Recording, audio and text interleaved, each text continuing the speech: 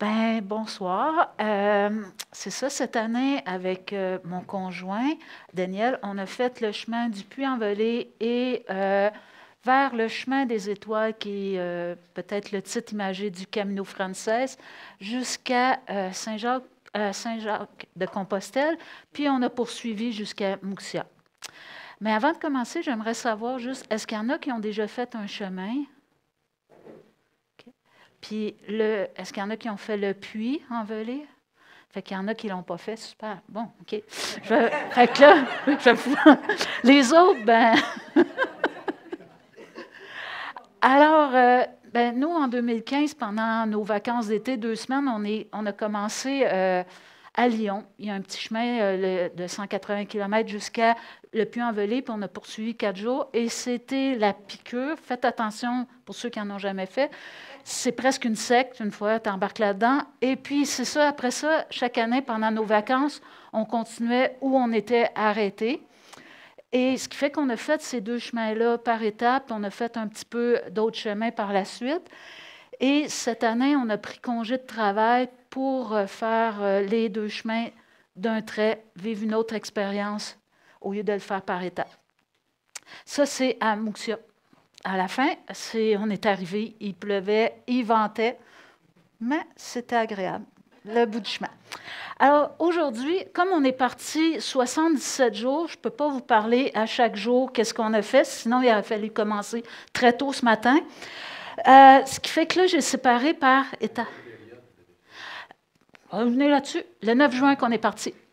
Mais c'est ça, ce qui fait que je vais vous parler, je vais y aller par section, plus par sujet.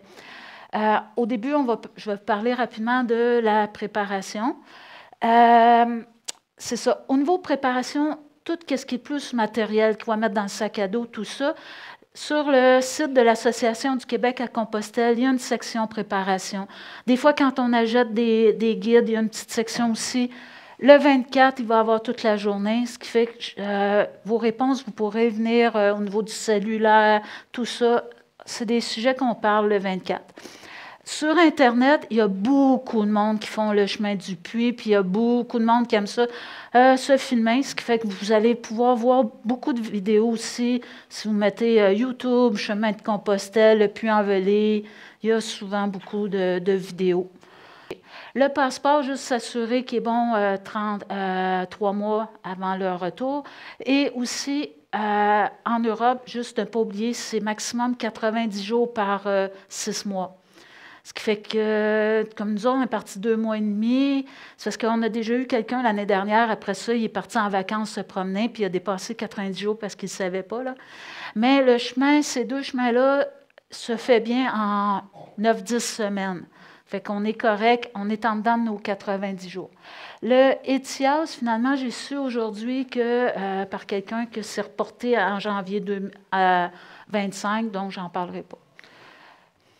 Ce qu'il vous faut, juste le crédential, pour ceux qui ne savent pas, c'est ce petit carnet-là, ça c'est celui du Québec, c'est qu'à tous les soirs, c'est intéressant, ils vont mettre une étampe du gîte où on est.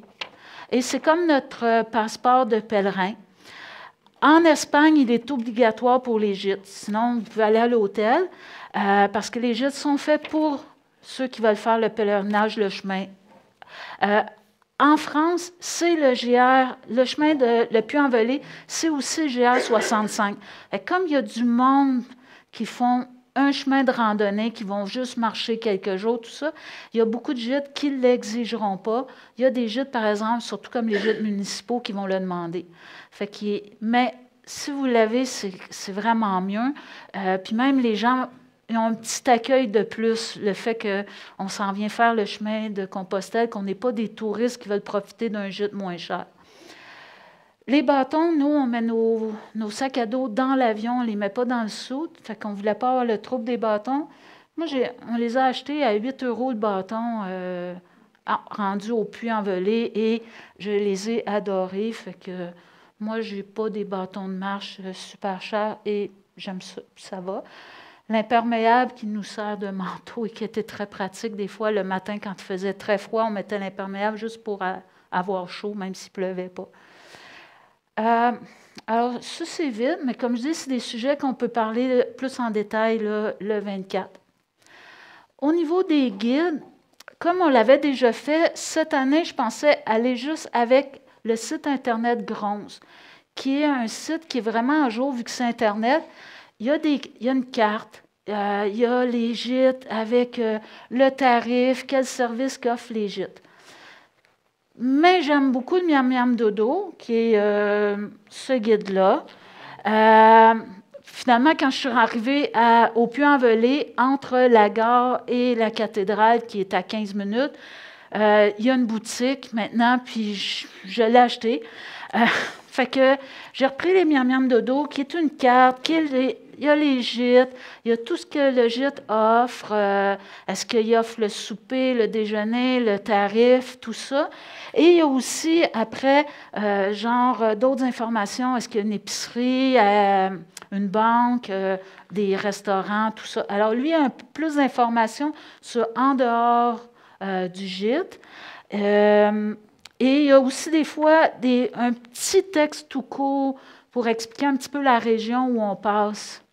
Fait qu'il y a un petit peu d'informations, pas beaucoup. Il y a d'autres guides, comme j'aimais bien le Rotier, que lui a plus d'informations. Je l'ai utilisé, fait qu'il manque des pages. Il y a plus de détails sur les villes à lesquelles on va traverser, puis tout ça.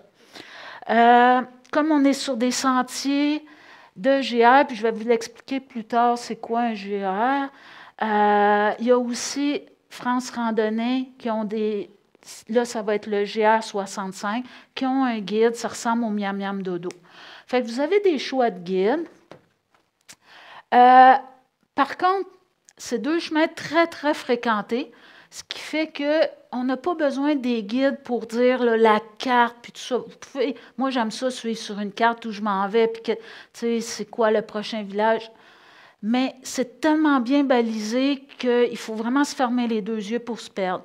Et on n'a vraiment pas besoin d'une carte pour savoir où on s'en va. Là. Ça, ce n'est pas un problème. Par contre, on a besoin de quelque chose pour nous dire les gîtes, pour savoir où je vais coucher à soir, parce qu'il y a aussi des gîtes qui peuvent être chers. Parce qu'il y en a qui reçoivent des touristes qui veulent. C'est ce qui fait qu'on peut payer jusqu'à 70 € et plus, que j'ai vu des gîtes. Fait que si on ne veut pas payer ça pendant 2 mois de temps, c'est bien d'avoir un guide pour pouvoir planifier où aller coucher. Je vais faire juste ce petit bout d'histoire-là parce que ça a marqué énormément notre première semaine. Depuis 1947, en France, des milliers de bénévoles qui ont balisé 206 000 km de chemin de randonnée, qu'on appelle GR. Ils ont des guides, c'est le symbole de leur guide. Alors, pour les Français, eux autres, GR, c'est quelque chose de connu, surtout quand on marche sur un GR. Alors, où on est, le chemin du Puy-en-Velay, c'est aussi le GR 65. Et il y a un autre nom, Via Podiensis. Via Podiensis, c'est le nom latin. Fait que c'est 3 mots, 3 titres qui veulent dire la même chose. Quand on est sur GR, je vais vous en parler un petit peu tantôt.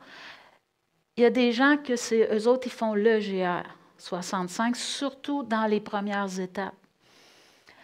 Parce que la voie le Puy-en-Velay, le chemin du Puy-en-Velay, lui, son histoire comme comme chemin de Compostelle, c'est qu'en 950, donc un peu avant qu'on commence à baliser les GR, fait qu'il y a 1000 ans, l'évêque, à cet endroit-là, il est parti en pèlerinage. On ne sait pas par où il a passé parce qu'il n'a pas laissé d'écrit, mais quand il est revenu, il a encouragé beaucoup ses fidèles à faire le chemin et c'est devenu très populaire. Et ça, on ne sait pas exactement quel chemin il a fait, mais on sait qu'ils ont passé sur les grandes villes parce que tout le long, ils ont laissé tout plein de choses, comme il y a des abbayes qui se sont construits, des sanctuaires, il y a eu des ponts qui ont été construits, qui sont encore, certains encore là, qu'on utilise. Il y a eu des hospices qui sont en ruine, il y a eu des écrits. Fait que au niveau des villes, on sait dans les villes qui sont passés les gens depuis cette époque-là. Par contre, exactement entre les villes où ils sont passés, les champs ont été reconstruits. Fait que ce n'est pas nécessairement exactement sur les mêmes pas que ceux qui ont fait avant. Et il y a aussi un petit peu de maires qui se mettent dans les associations et qui tirent la couverture de leur bord parce qu'ils construisent un gîte, puis ils veulent que le chemin passe par chez eux. Et ça, il y a de même quelques détours que nous, on a évités, puis qu'on a pris l'ancien GR. Parce que pour sauver des kilomètres, des fois, entre autres, quand on part après Conques, il y a la ville de Decazeville, qui était une ville très industrielle et que là, la mairie et l'association veulent retrouver du tourisme là. Alors, on part de Conques, on descend des Decazeville et on remonte à Livignac. L'ancien GR, lui, s'en allait plus comme ça, en ligne droite, et c'était sur le sommet des montagnes qui s'appelle le chemin des Crêtes. Ce qui fait que quand tu le sais, ben nous, on a fait le chemin des Crêtes, l'ancien GR, sauf que là, à ce moment-là, ils ne sont plus dans les guides parce que les gens de la région ne veulent plus qu'ils soient dans les guides. Et ils ont enlevé aussi les pancartes. Oui, il n'y a plus rien, il n'y a plus de signe de GR. Et que nous, on a pris à ce moment-là Google Maps, puis on a suivi les rangs de campagne pour se rendre, parce que tout ce qu'on voulait, c'est se rendre à Livignac et non pas passer par Decazeville. Une autre fois, on était avec à Arroux, la même chose. Arroux, je vais donner un exemple, il est ici. Alors, le maire qui est là construit un gîte, fait que maintenant, il fait ça, et tout le monde de Arroux vous dit vous n'allez pas coucher là ce soir, de toute façon, on s'en va plus loin. Et on fait comme ça. Fait qu'ils les gens de Arroux nous ont dit où passer, où l'ancien GR passait. Fait qu'il y a un petit peu de bataille. Il y a tellement de monde, fait qu'il y a un petit peu de bataille économique aussi pour où le chemin passe. Bref, en France, il y a 4 grands itinéraires de chemin de Compostelle. Après, il y en a tout plein de plus petits loin. Mais c'est celui le plus populaire, le plus fréquenté, c'est le chemin du Puy, parce que c'est un des plus beaux. Il y a énormément de villages qui n'ont pas été rénovés, que les constructions datent ressemblent à... On dirait qu'on est dans des villages du Moyen Âge. Fait que c'est très beau. Moi, j'adore. Je prends le temps de me promener dans les ruelles. Il y a beaucoup de montagnes. On passe à travers des champs. Vers la dernière section, on voit les Pyrénées. On s'approche des Pyrénées. Ce qui fait qu'il y a 7 tronçons qui sont au patrimoine mondial de l'UNESCO. Il y a 12 monuments aussi classés. Il y a les services, vu que c'est un chemin très fréquenté, alors les gens, les bars, les restaurants, les épiceries, c'est plus payant pour eux, fait qu'il y en a moins de fermés, il y en a qui rouvrent. Nous autres, on l'a fait dans les années 2017-2018. Là, on l'a refait, on a vu plus de services qu'avant. Il y a du transport de bagages. Si vous avez mal au dos, les premières étapes, on est en montagne, c'est rough. Si vous pensez, vous pouvez utiliser les transports de bagages au début. Si vous vous dites, je ne suis pas capable, ça va être trop. Il y a un autobus maintenant, Compostelle-Boss, qui fait le Puy jusqu'à Conques. Donc, c'est plus facile aussi pour revenir. Il y a eu des gens qui se sont rendus compte que le 25 km, c'était trop, fait qu'ils ils marchaient 20 km puis faisaient les 5-10 premiers kilomètres en autobus. Et qu'il y a différentes façons de le faire selon nous, notre forme physique. C'est pour ça qu'il est aussi très, très utilisé comme chemin. Et il est très, très bien balisé, très bien entretenu. OK, juste une petite parenthèse. Comme je vous disais, il y a énormément de GR en France. Et je me suis rendu compte après plusieurs jours, parce que on ne parlait pas le même langage. Au moment qu'on l'a fait, nous, c'était début juin, on était beaucoup avec les Français qui étaient là pour faire un GR pendant 3-4 jours, certains une semaine, parce qu'il y a 4 journées fériées au mois de mars, fait qu'ils prennent au mois de mai, ils prennent leurs vacances là, ou ils reportent les fériés en juin. Fait qu'eux, ils étaient là pour faire vraiment le GR, ils n'étaient pas sur le chemin de Compostelle. Nous, on était sur le chemin de Compostelle, on n'était pas sur un GR. Mais les 2 chemins, ils ont mis un par-dessus l'autre parce que tu n'es pas pour construire un chemin juste 5 pieds à côté. Fait qu'ils se mettent les 2 associations ensemble et ils font le tracé à la même place. Ce qui fait que les gens nous abordaient en disant « Ah, vous venez du Québec, comment ça vous connaissez le GR 65? » Ben là, je m'en viens faire le chemin de Compostelle. Puis là, c'est comme là, chez vous, mais comment ça, vous êtes ici, chez vous, le Québec, le Canada, c'est grand. Tout ça, il doit y avoir des super beaux GR. C'est lequel votre préféré? Là, moi, je suis comme, j'en connais pas, parce que je travaille à temps plein, là. Puis mes vacances, je suis ici, fait que je connais pas ce qui se passe au Québec. Puis là, les autres sont comme, t'es un peu, tu viens ici, quand chez vous, c'est beau, c'est quoi? Alors, c'est vraiment eux autres, c'est... Puis là, ils sont là, ben là, dans 3 jours, là, va-t'en faire tel autre GR, c'est bien plus beau. Va là. Hey, t'essayeras tel GR. T'es ici 2 mois et demi. Va pas en Espagne, fais tel GR. Ils comprennent. Puis là, moi, je suis comme, non, mais je fais le chemin, je m'en vais à Saint-Jacques. Eux sont comme, ben oui, mais telle région, c'est moins beau, va-t'en là. Et on avait 2 dialogues qui étaient différents.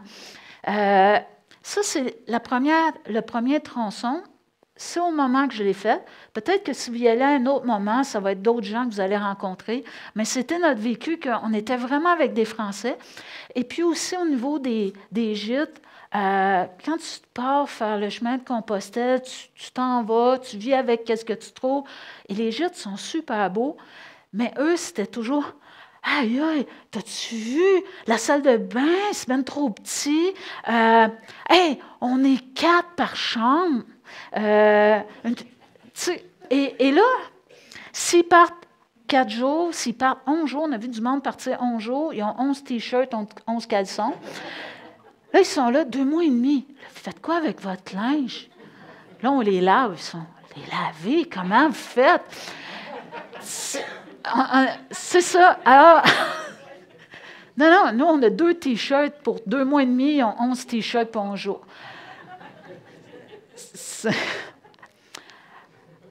L'arrivée, entre avril et octobre, Air Transat, Air Canada, ils font des vols directs. Lyon, qui est l'aéroport le plus près. Lyon, l'aéroport, il n'y a pas de personnel. Je vous le dis tout de suite. Fait que quand vous sortez comme ça, à droite, à l'autre bout, il faut traverser l'aéroport vers la droite. Il y a le tram qui appelle, c'est un petit train, Ronde Express, 30 minutes, 15 € et 20 centimes. Là, vous arrivez à Lyon. À Lyon, la gare Pardieu, que vous arrivez, là, vous pouvez soit avoir acheté déjà vos billets de train par Internet, ou vous pouvez aller à la gare acheter vos billets de train pour se rendre au Puy-en-Velay. Et il va y avoir un transfert à Saint-Étienne. Les prix, il y a tout plein de trains, fait que le prix va être variable selon les trains que vous allez prendre à partir du Puy. Parce qu'il y en a que c'est des plus rapides, puis tout ça, TGV, ils vont être plus chers. Fait que le prix va varier. C'est ça. Vous pouvez... Nous autres, quand on est arrivés, il nous a dit qu'il n'y a plus de train parce que lui, il regardait. Mais finalement, moi, je suis recherchée sur Internet, puis c'est comme, il y a un train qui partait, qu'il y avait de la place, puis le suivant, il n'y avait pas de place, mais l'autre, après, il y avait de la place. Fait que là, tu sais, je suis revenue, puis là, j'ai pu avoir un train la journée même. Mais vous pouvez les réserver d'avance. Le retour... Si vous le faites jusqu'à Combe, comme je vous disais, ou en ça moins longtemps, il y a le Compostelle-Bus qui peut vous ramener à Lyon. Si vous vous rendez jusqu'à Saint-Jean-Pied-de-Port, vous pouvez prendre un train jusqu'à Bayonne. Et là, de Bayonne, vous pouvez décider, le plus près, c'est Bordeaux, mais vous pourrez revenir par Toulouse si vous voulez. Vous pouvez même revenir par Paris. Il y a, comme je disais, il y a aussi Blablacar. Si vous faites d'autres étapes, vous arrêtez, comme nous autres, la première année, on est arrêté au Mont-Brac, il y avait un train qui allait une place. Sur l'Adour, il y a on est arrêté, on avait pris l'autobus jusqu'à Pau, puis de Pau, le train. Fait que train SNCF, puis vous pouvez savoir. C'est juste de vérifier parce que des fois, si vous ne faites pas au complet jusqu'à Saint-Jean-Pied-de-Port, il y a des villes, des villages qui n'ont rien. Fait que, il faut prévoir où on s'arrête, un endroit qu'on peut revenir. C'est juste de planifier quelle ville qu'il faut s'arrêter ou quel village. Si vous allez jusqu'à Saint-Jacques de Compostelle, qui est en Espagne, il y a un train, il y a un avion, il y a autobus. Pour revenir, vous pouvez revenir par Madrid ou par Porto. Si vous arrivez à partir du 25 juillet, qui est la fête de Saint-Jacques, mois d'août, disons, on l'a appris cette année, où c'est les vacances des Espagnols, des Italiens, des Français, puis bien d'autres mondes. Plus, fait, par jour, qui s'inscrivaient, nous autres, la journée qu'on est arrivé à Saint-Jacques, qui se sont inscrits, puis qui ont été chercher le formulaire, il y avait 3500 pèlerins, 3500 personnes qui veulent partir de Saint-Jacques.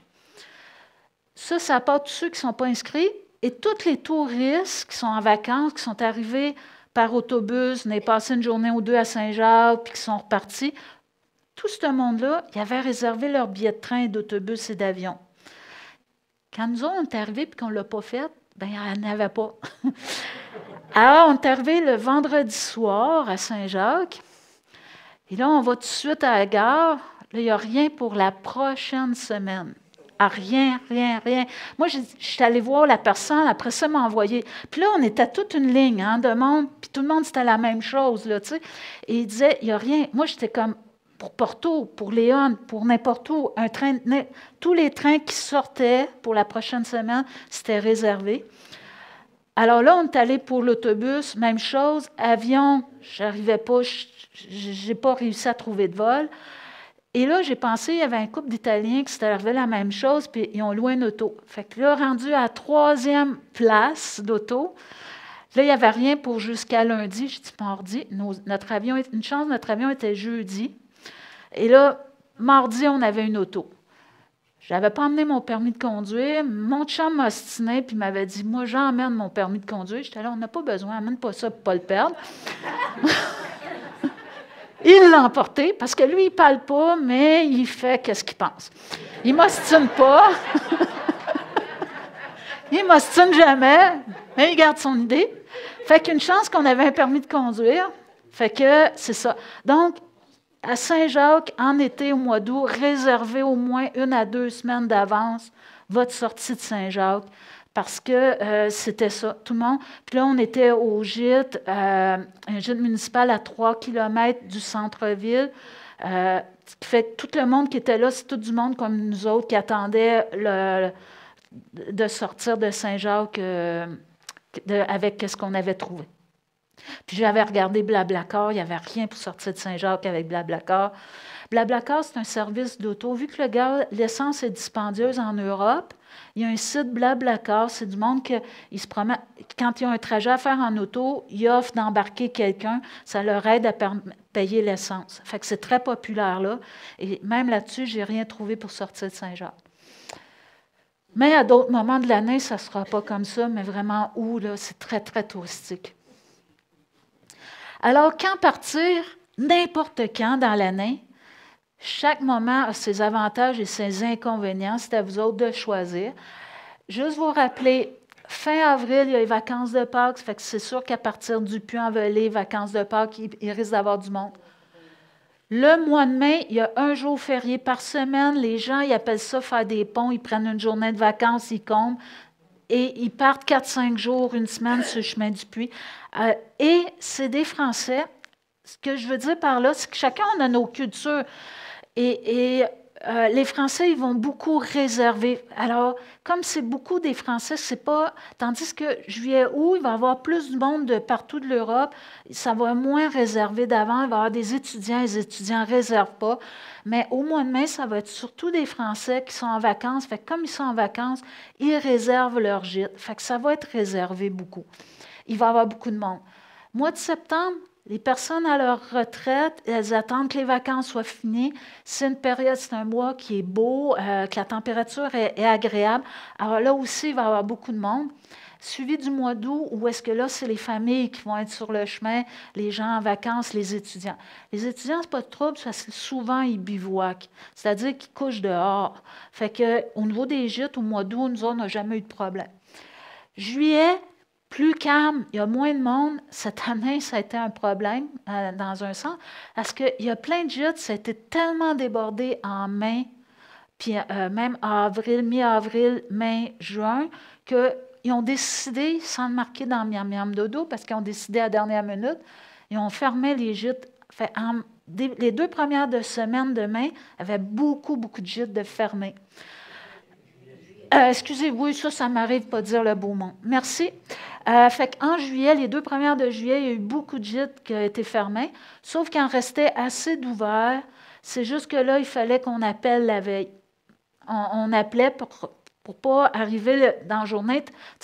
Parce que surtout qu'à ce moment-là, bon, OK, pour toutes sortes de raisons, on faisait des 30 km. Fait que quand tu arrives à 5 heures le soir, tu as fait 30 km, c'est pas le temps de dire où je vais aller coucher, puis là, de se rendre compte que le gîte est fermé, puis que j'aurais dû arrêter 5 km avant. Fait que c'est pour ça que là, les 2 premières de juillet, nous, on appelait la veille pour être sûr, puis planifier notre chemin pour le lendemain. Novembre à mars, on est dans l'hiver. Il y en a qui le font. Dans le Massif central, au début, il va y avoir beaucoup de neige, mais si vous aimez marcher dans la neige, puis c'est juste qu'on a, on a plus de vêtements, c'est plus lourd. Il faut aussi calculer, il y a des gîtes, parce qu'il y a des gens qui le font, mais il y a beaucoup de gîtes de fermés. Fait que le choix des gîtes est moins grand. Le montant, ben c'est ça. L'avion de fin juin au mois d'août, c'est plus cher. On est dans les vacances. Nous autres, comme on partait début juin, on est revenu au mois d'août, on était dans le char. Ça nous a coûté autour de 1 000 $. Après, il faut calculer les transferts en train jusqu'à notre point de départ puis le retour. Les soupers, si on mange au resto, c'est environ maintenant 15 à 18 euros. Depuis le COVID, nous autres, qu'on a remarqué en y retournant, les prix les aliments à l'épicerie ont monté, alors qu'avant, ça nous coûtait vraiment pas cher à se faire à manger.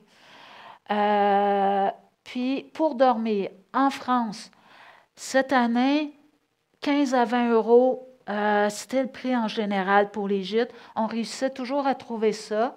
En Espagne, autour de 8 à 12 euros les gîtes. Il y en avait beaucoup qui offraient avec juste le petit déjeuner. C'était 5 euros de plus. Et puis la demi-pension, ça veut dire le coucher, le souper, le déjeuner. Il y avait beaucoup de gîtes entre 35 et 40 euros. Il y a une fois qu'on a payé 44, c'est ça. Ça, c'est les gîtes que nous autres, on prenait. Mais il y a des gîtes qui sont beaucoup plus chers. Fait que il faut planifier en fonction du montant qu'on veut mettre.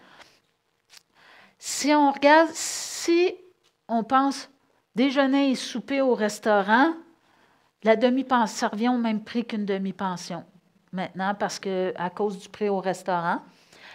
Si on se fait à manger, nous, souvent, on se faisait à manger. Fait qu'on regardait les gîtes, ceux qui offrent une cuisine. On allait à l'épicerie, puis on se faisait à manger.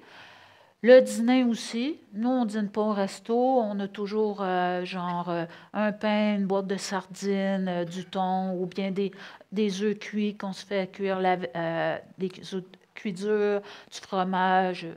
On se fait des petits snacks comme ça pour le dîner. Puis, ben, cette année, après, vu que c'était 11 semaines avec 2 t-shirts, 2 pantalons, à un moment donné, on s'est dit, on s'achète d'autres linges pour mettre notre linge à la poubelle. Tu viens de t'année de mettre la même. Fait qu'on a renouvelé notre garde-robe. Juste en passant, moi, la différence entre avant le COVID et maintenant, c'est plus populaire. Beaucoup, beaucoup de boutiques de randonnée tout le long du chemin. Il faut juste faire attention à certains endroits en Espagne que les prix sont élevés dans les boutiques. Une fois, on voulait se racheter des chandails à manches longues parce que là, on s'en allait vers la Galice la fin, il fait plus froid. Là, on s'est dit, on va se racheter un watté chaud. À Astorga, la boutique, c'était plus que 50 euros un watté, alors qu'il se vendait 15 euros ailleurs. Fait faites juste ça. Même chose, j'avais besoin à un moment donné d'une paire de bas, puis les bas étaient à 20 € dans une boutique de randonnée. Je dis, on va laisser faire. Puis, ça, c'est les étapes que nous avons faites. On a suivi. Dans tous les livres, les guides, ils vous suggèrent des étapes. Souvent, les étapes qu'ils vous suggèrent, c'est parce que c'est les villages, les villes qui ont le plus de services, tout ça. Sauf que souvent, quand on arrive le soir, on est au gîte, on n'a pas besoin qu'il y ait plein de choses comme un restaurant puis tout.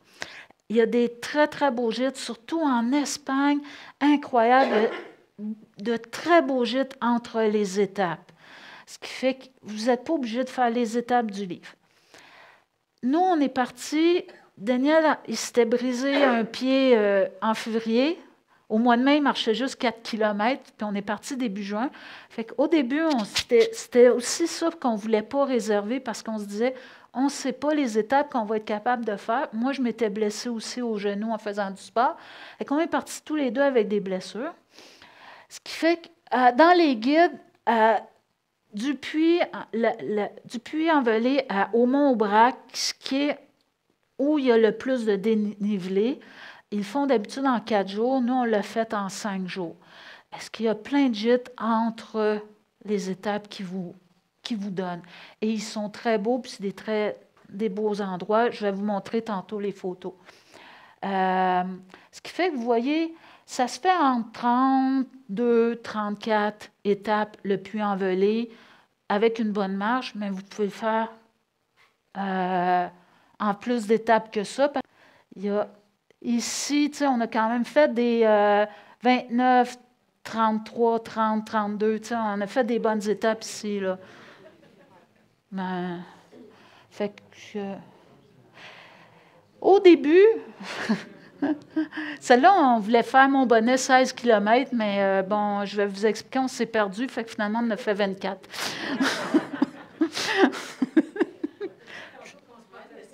Ouais, ben, je vais vous l'expliquer pourquoi qu'on s'est... Exact. Mais tu sais, quand je vous ai dit, il faut se fermer les 2 yeux, là, ben, on l'a fait, on s'est fermé les 2 yeux, on n'a pas écouté un conseil que quelqu'un nous a donné, on s'est perdu, je vais vous expliquer pourquoi tantôt qu'on s'est perdu. Parce que c'est ça, il n'y a pas de raison, c'est vraiment notre faute. Alors là, c'est le dénivelé, ce qui fait qu'on part ici, fait que vous voyez, il y a beaucoup de dénivelé là, jusqu'à Aumont-Aubrac. Ça, c'est comme le total. Parce qu'entre ça, ça monte, ça descend. Fait que les premières journées, mais ça se fait. Puis, tu as plein de randonneurs du dimanche qui sont là pour 2-3 jours qu'ils le font. Fait que, tu sais, je vous dis, mais c'est pas vous attendre que ça soit plat. Ça monte, et des fois, ça monte pendant plusieurs kilomètres. Quand on descend Ministrol, l'Allier, ça descend sur plusieurs kilomètres. Et ils ont changé le chemin. Nous, on l'a fait en 2017. Ils contournaient un peu la montagne. Là, ils l'ont fait plus à pic. Ce qui fait qu'ils descendent assez à pic, mais ça se fait si on va tranquillement à notre rythme, tout ça. Ici, ça, c'est l'image, mais vous ne déboulerez pas. Ça descend comme quand tu descends le Mont-Saint-Hilaire, là. Tu sais, c'est à peu près ça. Puis, c'est ça. Fait que c'est juste ça fait peur quand on regarde ça, là. En Espagne, les dénivelés sont moins. Fait que si vous faites cette portion-là, là, il n'y a pas de problème à franchir les Pyrénées après Saint-Jean-Pied-de-Port. C'est moins pire que ça. Même au Cérébro, qui est vers la fin en Galice, tout le monde dit « Waouh! » C'est moins que ça. Fait qu'une fois que vous avez fait la France, là, l'Espagne, il n'y a plus rien.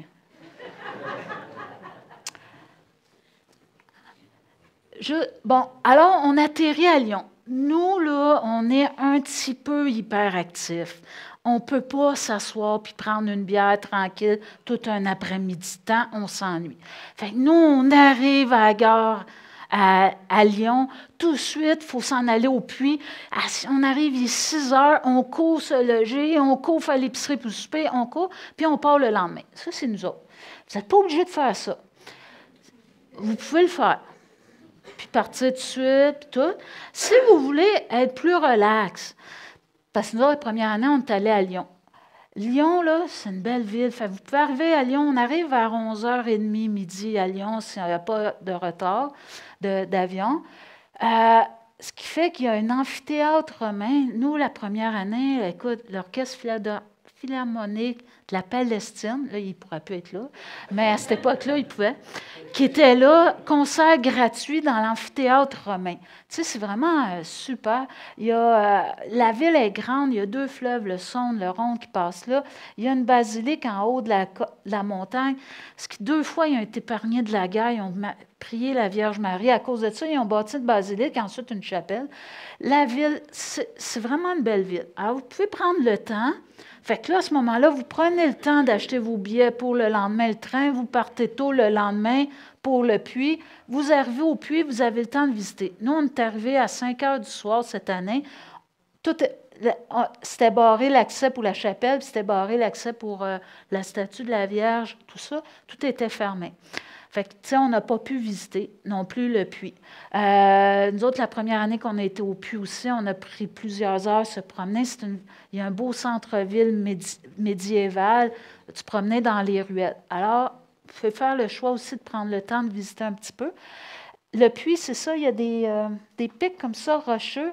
Et ça, c'était bâti, là, 961, là, cette chapelle-là. Là. Ça a plus que 1000 ans. En haut, 265 marches, je pense, c'est plus ou moins l'intérieur. Ici, c'est une statue aussi qu'on monte dedans et de là, on a aussi une belle vue sur la région. Fait que ça, c'est des choses qu'on peut prendre le temps de voir au puits avant de dire « je commence à marcher ». Le matin, à 7 heures du matin, à la cathédrale, il y a la bénédiction des pèlerins avant une messe. La cathédrale, comme était au Moyen Âge, bien du monde qui venait la visiter, il a fallu qu'ils l'agrandissent ici, et ici, c'est dans le vide. Alors, ils ouvrent les portes après la messe, et là, on descend le grand escalier pour partir. Oh, ici, ça, c'est la statue de la Vierge. Il y a beaucoup de pèlerinage pour venir la voir. Et voici, nous partons. Et là, ben, comme je vous disais, on voulait juste faire 16 km à 4 km à l'heure, partir à 8 heures, on serait arrivé à midi. Qu'est-ce qu'on fait? Ah, on a traîné, tu sais, dans la cathédrale. On a pris notre temps. Et il y a 4 autres personnes aussi qui s'en allaient à la même place que nous autres. Fait qu'on a pris le temps de traîner dans la cathédrale. Après, on a dit, ben, comme on ne va pas arriver à midi, on va aller s'acheter des sandwichs, tout ça. Fait que tous les autres pèlerins étaient partis. On ne les voyait pas. Fait qu'on ne pouvait pas dire, on va les suivre. On est sur un GR. Les GR, comment ils sont balisés? C'est des lignes blanches et rouges. Fait que nous, à Saint-Jacques, je veux dire, au Puy-en-Velay, après que tout le monde soit parti, on commence à marcher dans la ville pour partir. Et là, je dirais pas qui, il a vu les balises blanches et rouges, il dit « Bravo, super! » Fait que là, toute la gang des 6, on les a suivis. Là, il part de 150 à 400 personnes du puits par jour depuis le mois de mai. Puis on était sur un sentier étroit avec des herbes hautes. Puis là, je disais, ça me semble que c'est pas la bonne place, tu sais.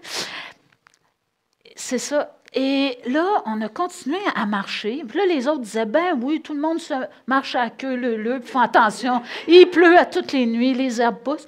Et là, on monte une montagne, on descend sur plusieurs kilomètres. L'orage s'en vient. Et il y a 2 personnes cette journée-là, parce que c'est le chemin du hasard. Marcel Leboeuf a déjà écrit un livre là-dessus. Il arrive plein de hasards sur ce chemin-là. Et là, il y a 2 personnes qui repeignent les balises. Tu sais. Qu'est-ce qu'ils font là? Il va pleuvoir tantôt, mais ils sont là. Fait moi, grâce à eux, on a un bon chemin. Fait que moi, je leur dis, hey, merci beaucoup de baliser les chemins pour nous autres. Puis là, ils nous disent, ben, vous allez où? Ben, on s'en va à Montbonnet. Faites le chemin de Saint-Jacques, oui. Vous n'êtes pas dessus, vous niaisez. Non, vous n'êtes pas sur le chemin de Saint-Jacques. Vous niaisez. Non. Fait que, il y a 2 ou 3 GR qui passent au Puy-en-Velay. Fait qu'il Fait qu'au puits à voler, il ne faut pas suivre les balises, c'est la seule place. Il est balisé avec des coquilles. Ils l'ont dit pendant la messe, mais je n'ai pas écouté. Fait que, il faut, là, ça, c'est les balises dans les villes, les villages qu'on va voir, c'est fixé au sol. Fait que si tu suis ça, tu ne te perds pas, mais... Et sinon, à l'extérieur, dans les campagnes, montagnes, ça va être des balises comme ça en France. Des fois, la plupart du temps, on va retrouver les deux, même avec des panneaux qui l'indiquent. Et en Espagne, c'est des flèches jaunes. Fait que là, nous, c'est juste qu'on n'a pas suivi, puis les gens partout nous ont dit, mais là, vous n'avez pas suivi les balises. C'était comme, comment vous avez fait pour manquer ça? Les gîtes, il y a toutes sortes de gîtes. Là, je vais vous donner plein d'exemples de gîtes qu'on a été pour vous donner une idée puis pas avoir peur d'aller dans les gîtes. C'est plus ceux qui ont écouté le film Les Doigts croches, le vieux film québécois, là, il n'y en a plus de grange. Vous ne coucherez pas dans des étables sur du foin. C'est super beau. Au Puy-en-Velay, on a couché au gîte sur les pas de Saint-Jacques. C'est un donativo. Juste un exemple aussi de hasard. Avant ça, c'était une ancienne école avec des pensionnaires. Et à un moment donné, quand l'école a fermé, le directeur a eu l'idée de changer ça en gîte. Et on est arrivé là à 6 heures, il y avait de la place parce que les gens se disent, moi non, je ne vais pas dans un donativo, je vais aller dans un gîte que je paye plus cher. Puis alors que les dortoirs, c'était à 4, c'était vraiment bien. Et ce soir-là, pendant qu'on était en train de s'inscrire, le directeur, qui ça fait des années que c'est ouvert, a décidé de revenir visiter le gîte. Fait qu'on on a rencontré celui qui a fait la création de ce gîte-là. On a pu jaser avec lui. Le lendemain, on était au gîte La Grange. Même si ça s'appelle La Grange, c'est tout rénové. C'est extrêmement beau à l'intérieur. C'est tout vaste. Il y a la petite terrasse ici avec la vue sur tout le paysage. On est en montagne. C'est les propriétaires. Et après ça, un salon, une cuisine. Les chambres, c'était des chambres à 4. Ici, il y avait 2 lits, un escalier. Nous, on était en haut. Fait que c'était très bien. Il a soupé on a pris la demi-pension ce soir-là. Lui, il a soupé avec nous autres. Souvent, les gîtes, quand on prend la demi-pension en France, juste en passant en Espagne, il n'y en a pas de demi-pension. C'est vraiment le gîte. Puis, soit qu'il y a une cuisine, on va s'acheter de quoi, ou soit qu'on va manger au bar ou au restaurant. En France, il y a des demi-pensions possibles. Souvent, quand on mange avec eux autres, ils vont après ça nous parler de la prochaine étape, nous donner des conseils. Ils vont donner beaucoup d'informations, répondre à nos questions. Ils vont aussi s'arranger qu'on jase entre nous autres. Ils vont vraiment comme animer. Fait que ça fait une soirée qui est agréable. Le lendemain, on a été à Ministrol-l'Allier. Là aussi, on a pris la demi-pension. Et là, il y avait une petite cabane dehors, comme ça, c'est une petite sabonne. C'est jusqu'en 1960, les bergers dans la région et toute l'Aubrac vivaient là-dedans pendant 5 mois de temps. Puis, ils étaient ravitaillés aux 2 semaines. C'était un bœuf qui tirait, puis il se déplaçait avec les moutons dans les champs. Et c'est ça, ce qui fait que et à cet endroit-là, Ministrol-l'Allier, qui s'appelle le gîte de Sabonne, c'est comme un beau chalet. Il y avait aussi un salon avec cuisine, tout ça. Mais finalement, on allait dans la maison qui était en arrière du propriétaire manger quand tu prends demi-pension avec lui. Mais on avait toute une cuisine à nous si on voulait se faire à manger nous-mêmes. Et là, le lendemain, on a décidé d'aller à Villeray-d'Apcher. Et là, c'est un grand gîte comme ça, il y a une terrasse, et c'était complet. Mais moi, je voyais sur le guide qu'il y avait des tsabones. Fait que j'ai dit, ah ben, on va louer une tsabonne. Alors, on a couché là, là-dedans. Ça a l'air petit, mais c'était grand, là. On est correct, c'est comme un lit un peu plus grand qu'un lit double. Puis il y avait tout plein de draps de laine qui nous fournissaient, mais finalement, on n'a pas eu froid, même s'il faisait froid cette nuit-là. Par contre, si tu prenais ça, tu avais la douche qui est ici, dehors. Puis on n'avait pas accès à la douche des autres qui avaient le gîte en dedans. Nabisna, c'est un gîte communautaire, municipal, je veux dire. Vous voyez la grande table. Ici, en arrière, c'était la cuisine. Là, on s'est fait à manger parce que c'est une petite ville ou grand village. Il y a 2 épiceries. À côté, Saint-Chély-d'Aubrac. Ça, c'était avant le gîte municipal. Comme beaucoup de gîtes municipaux qu'on avait avant, il y a plusieurs années, les municipalités ne veulent plus s'en occuper. Ils l'ont laissé. Là, c'est le couple qui s'occupe qui ont le camping de la région, qui ont repris le gîte municipal, ils l'ont tout rénové.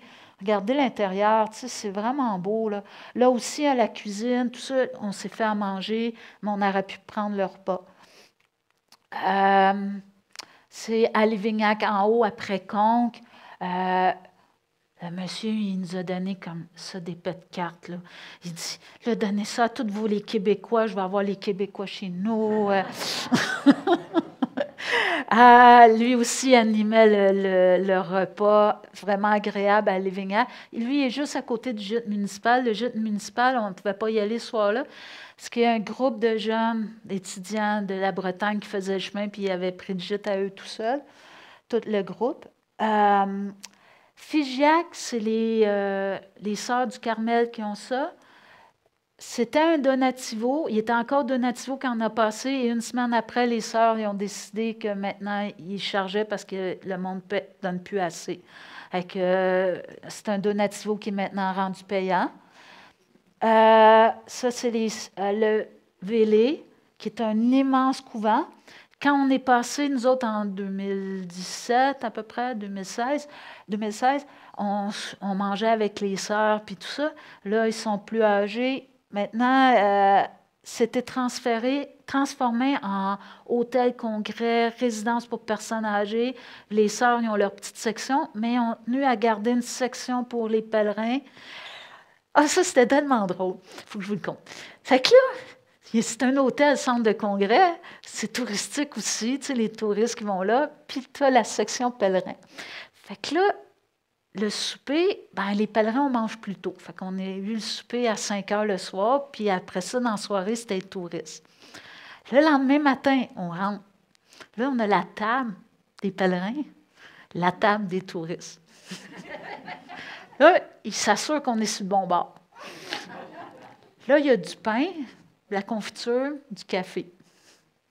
L'autre bord, ils ont du pain, de la confiture, du café, du thé, du jus, des bols de fruits, des yogourts. Ça, on faisait, mais on n'a pas payé le même prix. Vraiment pas le même prix. Mais ça faisait drôle, tu vois, c'est comme le repas des gueux, le repas des riches. C'est tellement, là... on se remet encore plus dans la simplicité. Cahors, ce monsieur-là, super. Lui, il a fait eux autres, ils ont fait tout le chemin. Ils ont ouvert un gîte pour les pèlerins. Mais c'est un monsieur qui est dans l'armée. Cahors, c'est une ville touristique. On est allé là le samedi. Moi, j'appelle la veille, parce que là, je savais samedi, Cahors, trouver un gîte. J'appelle pour réserver. Le monsieur me dit, vous venez d'où? Le Puy. Vous allez jusqu'où? Saint-Jacques. C'est correct, j'ai de la place pour vous autres. Il ne veut pas de touristes. Chez lui, vraiment un très bel accueil. Regardez la chambre, tu sais, c'est pas... on payait 12 €, là. Toutes ces places-là, on a payé d'un 12, maximum 15 €, là. Puis, ça fait que, comme je vous disais, on est loin des granges puis de la paille, là. Et ça, c'est le gîte municipal. Je me souviens plus où, c'est après Cajac. Cajac. Lui aussi, c'était agréable. Ça aussi.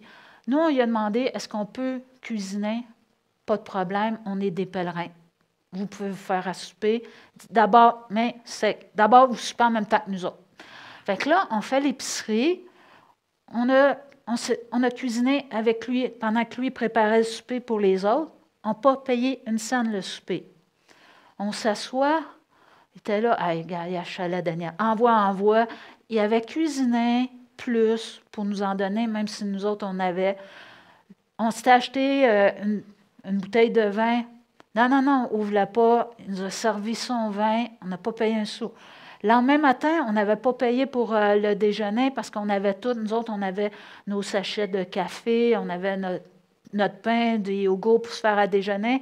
On arrive dans la cuisine. Ben non, je vous ai fait votre café. Ben non, mange notre pain, là, sors pas tes affaires, puis tout ça. Fait que quand tu es pèlerin, puis tout ça, tu as vraiment un meilleur accueil, tandis que les touristes, il n'y aurait pas, ceux qui sont là juste pour se promener, ils n'auraient pas fait la même chose. Fait que ça, c'est des accueils, tu fais comme, aïe, aïe, tu sais, ça te fait de quoi? Chez Corinne, c'est la même chose. Ça, c'est à Lozerte, chez Corinne. Lozerte est en haut d'une montagne et toute la ville, elle est comme ça, là. Fait que vous pouvez vous promener dans la soirée dans la ville. Son gîte, c'est une grande table de cuisine où on mange tout le monde ensemble. Il y a au deuxième étage un grand salon avec côté ouest, fait que bien illuminé. Tu vois tout le paysage autour. Vraiment, vraiment beau. Ici, c'est, je ne sais plus c'est où. Mais juste vous donner un exemple, c'est un jeune de 30 ans que c'est chez lui, c'est une maison 3 étages. Il nous a fait aussi un excellent repas le soir. Le lendemain matin, pour 5 euros, on avait des confitures, du gruau, il y avait des céréales, du jus, des cafés, thé. Il avait tout mis sur la table. Il y avait aussi, je pense, des œufs à cuisure. Il y avait vraiment super gentil, le jeune. Et c'est un gîte que c'est pas dans les gîtes, genre, super populaire. Finalement, de sortir des sentiers battus, on trouve des belles choses. Elle sur la Dour aussi, elle était tellement, tellement sympathique. Puis elle nous avait dit, là, moi, je travaille comme une folle, là, avec le matin, je mets tout sur la table, puis vous ne me dérangez pas. Mais dans la soirée, on a tellement parlé ensemble de plein de choses que le lendemain matin, elle s'est levée, puis elle est venue, puis elle s'est mise à pleurer dans les bras. Des fois, en peu de temps, on peut faire des liens, parce qu'on vit des choses tellement, d'avoir marché, d'échanger avec des gens sur tout leur vécu. Des fois, on crée des liens rapidement. Ça, c'est Air sur la Dour. À Air sur la Dour, c'est tout de suite en bas.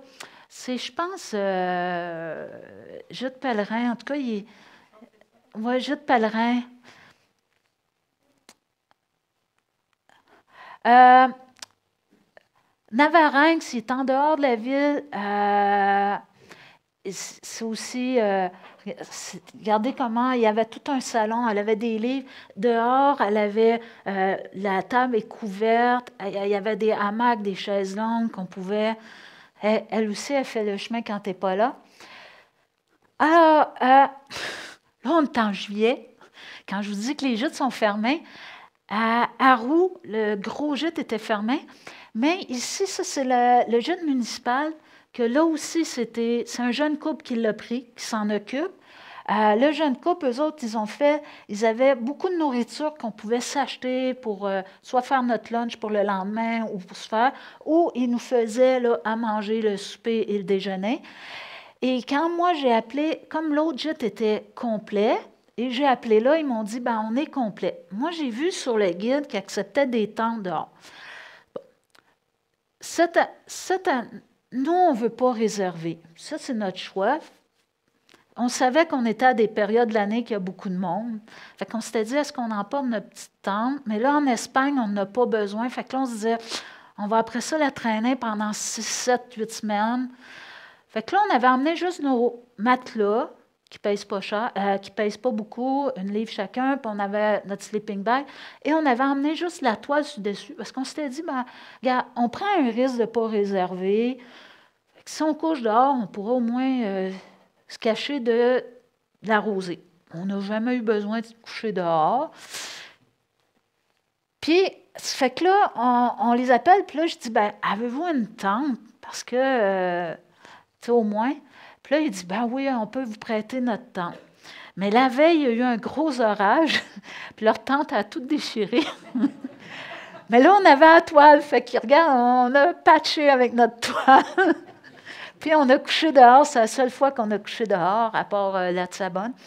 Mais sinon,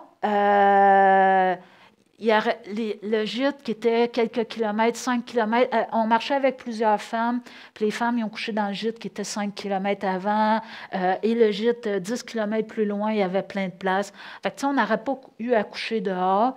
Avec là, mais nous, on a décidé de s'arrêter là. Et eux autres, ça, c'est 3 bons amis, mais surtout eux autres, on a marché des semaines de temps avec eux autres. C'était vraiment agréable. Ça, c'est une ferme massive. C'est 27 kilomètres avant Conques, une ferme en plein milieu de la montagne, en plein milieu de nulle part, mais puis ils ont engagé quelqu'un pour faire les repas parce que le monsieur il travaille encore sur sa ferme le jour, là, puis tout ça. Mais c'est grand, et de l'autre côté, il y a un salon, et lui aussi, il y avait tout ce qu'il fallait, fait qu'on pouvait s'acheter des bières, des breuvages, tout ça, puis dehors, il y avait, à l'ombre, il y avait des chaises, fait que dans l'après-midi, on était, parce qu'il faisait très chaud. Fait que c'est tous des beaux gîtes. Alors,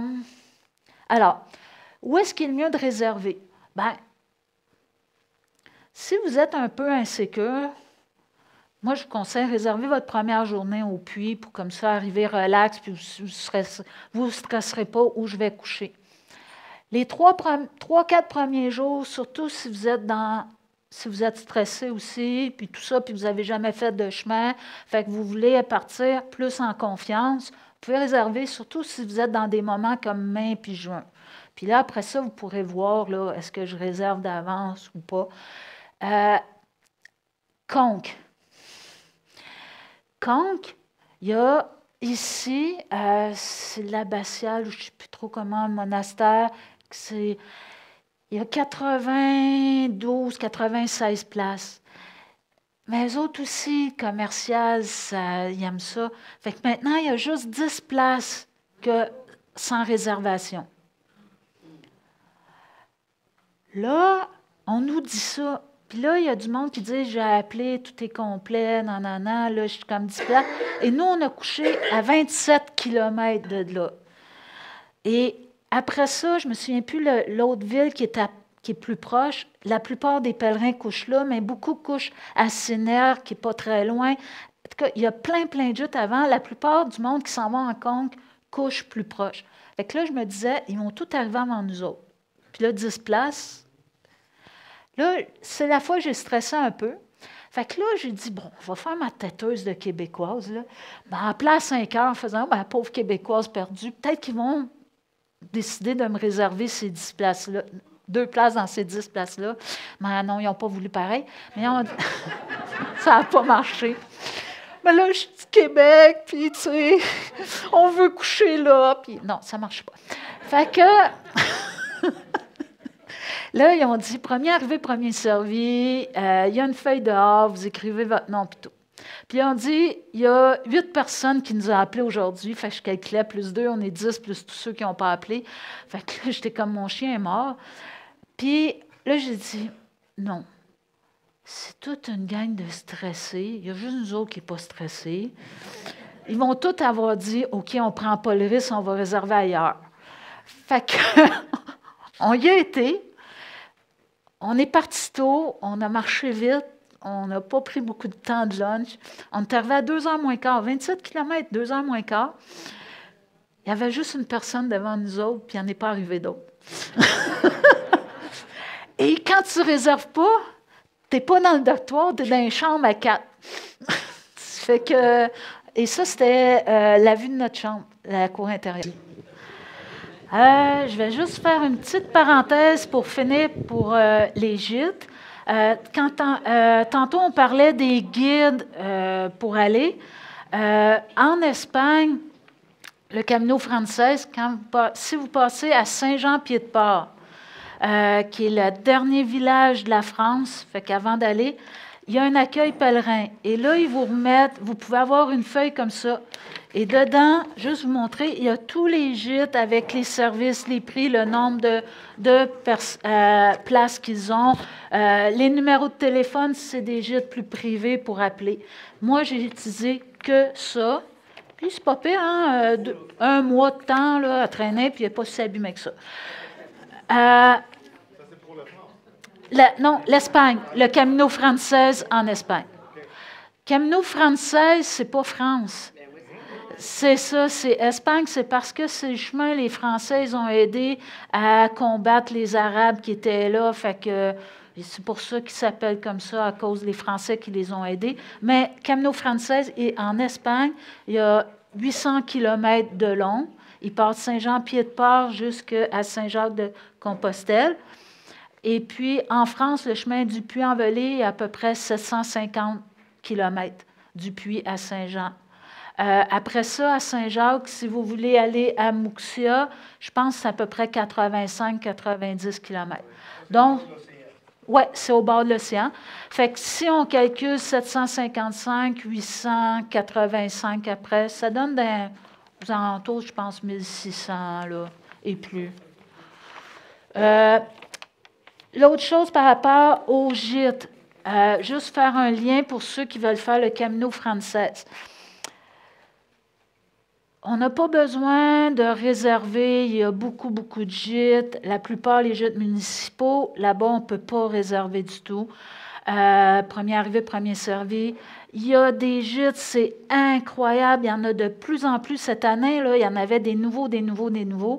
Alors, ce n'est pas un problème. Même si on était dans le temps des vacances de tout ce monde-là, puis qu'il y avait beaucoup de monde.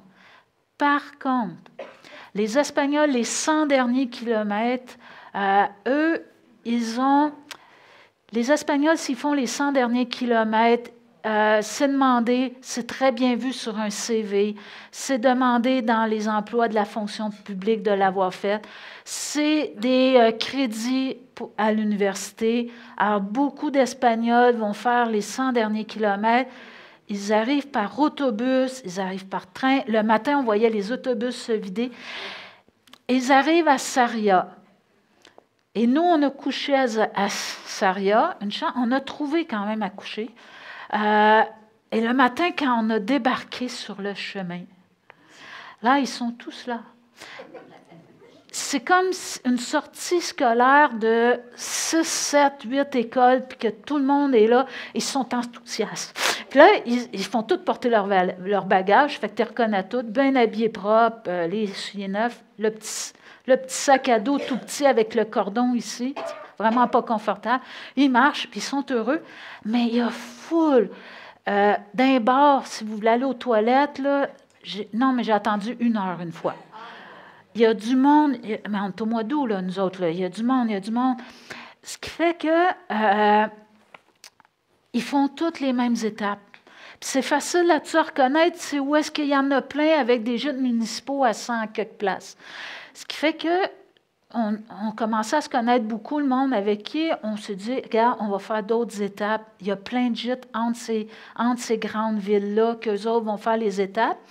Ce qui fait que, en prenant les autres gîtes, par contre, à partir de Sarria, vraiment, il fallait qu'on réserve la veille. On appelait la veille. Des fois, le matin, il y avait de la place, mais souvent, le monde, le matin, ils ne répondent pas parce qu'ils font leur ménage, tout ça. Fait que c'était plus dur d'appeler l'avant-midi vers 10h, 10h30. Ils ne nous répondaient pas au téléphone pour réserver. On a toujours eu de la place. On n'a pas eu de problème en appelant la veille, mais on a vu des jeunes qui arrivaient à 5h30, 6h au gîte, c'était complet. Ce qui fait qu'il faut quand même réserver. Et là, non, mais on marchait, là, c'était, tu sais, il y avait du monde partout autour de nous autres. La première journée en partant de Sarria, puis là, ils nous disaient, là, ils voyaient notre sac à dos, puis nous autres, on a un petit pancarte du Québec dessus, le drapeau du Québec. Fait, vous venez du Québec. Puis là, ils sont tout fiers de faire leurs 100 derniers kilomètres. Ils s'en viennent préparer, à réserver depuis des mois tout leur gîte. Puis là, vous venez d'où? Du Puy. C'est où ça? Bien, à 1500 kilomètres d'ici. Fait que, mais là, ils nous parlaient, hey, comment ça va votre chemin, puis tout ça. Ils sont gentils, ils ont le goût de parler, mais il y a du monde. Et quand on s'est mis à faire entre eux autres, là, souvent on marchait, on était tout seul sur le chemin, parce qu'ils étaient en avant de 10 km ou 10 km en arrière de nous autres. Fait que juste un petit ajout par rapport à l'Espagne. Alors, le premier jour, je n'ai pas de photo de la première journée, on s'est perdu, on n'est pas sur le bon chemin. C'est ça le temps. L'autre, au niveau des balisages, très, très clair, sauf une ville en Espagne, Logroño. C'est une grosse ville. Le gîte, il est à l'entrée. Toutes les gîtes, la vieille ville, on traverse le pont et elle est là. Alors là, le lendemain matin, on traverse la ville au complet. Et c'est la seule place qui n'a pas beaucoup de balises, parce que les gens, après l'avoir traversé, on a compris pourquoi les gens se sont dit, pas besoin, c'est toujours en ligne droite. Sauf que c'est pas marqué nulle part, c'est toujours en ligne droite. Ce qui fait que là, tu marches, puis tu dis, là, écoute, là, ça fait 5 coins de rue que je fais, je ne vois plus rien, j'ai peut-être manqué, un tournant, quelque chose. Fait que ça, c'est la seule place qu'on était inquiet. Fait que finalement, tu arrêtes de marcher, tu attends qu'il y en ait un autre qui passe, puis lui est sur son cellulaire avec Google Maps en se disant, je suis sur bon chemin, moi aussi. Fait qu'il y a juste la ville de Logrono, mais finalement, c'est toujours tout droit. Alors, ça, c'est la deuxième journée. On part, Saint-Privat-l'Allier. Là, on est dans les montagnes, on est dans le Massif central. Vous voyez, ça, là, ici, c'est là, on descend en ligne droite jusqu'en bas. Et ça n'a pas de l'air haut, là, mais c'est haut. Puis, en bas, c'est le petit pont en face, juste en passant, c'est Eiffel qui l'a construit avant la tour Eiffel. C'est là qu'on a couché. Et le lendemain, on remonte. Et c'est là aussi, c'est une des plus hautes montagnes. Fait que ça, c'est le bout, moi, je dirais, le plus difficile, mais ça se fait. On monte, on monte, on monte. Et là, après, ça, c'est une petite grotte. C'est la chapelle. Ils ont fait un mur de vent pour la fermer, la grotte, la chapelle Sainte-Madeleine. Et puis, c'est les paysages qu'on voit. On a eu beaucoup de pluie la nuit. La nuit, il pleuvait souvent. Le soir, il y avait des orages. On a marché dans l'eau, puis on avait les pieds mouillés souvent. Mais Saugues, on a dîné là. Daniel, vu qu'il s'était pas cassé le pied, lui, cette année, il surveillait les roches, il avait peur, puis il a vraiment découvert que c'était un chemin de roche. Parce que jusqu'à Saint-Jacques, il était là, mais encore de la roche. Mais qu'est-ce qu'on a fait pour avoir tant de roches que ça?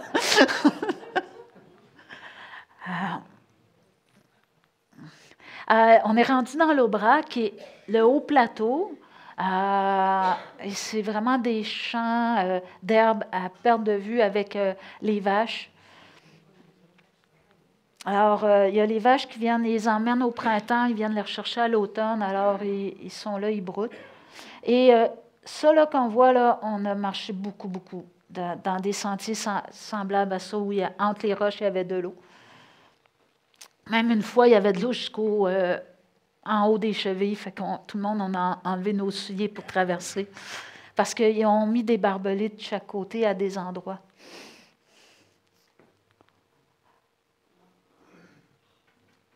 Et ça, c'est en descendant la côte à pic vers Saint-Chély. Il faisait chaud. Puis, fait que Daniel a pris le temps de relaxer dans la petite rivière qui coulait là. C'est Saint-Chély d'Aubrac quand on le quitte le matin. Et c'est ça. Il pleuvait la nuit. Fait que c'est beaucoup des sentiers, mais c'est agréable. Saint-Côme-d'Hôte. Saint-Côme-d'Hôte, je n'ai pas mis les photos. Ça, c'est un exemple ici, en France.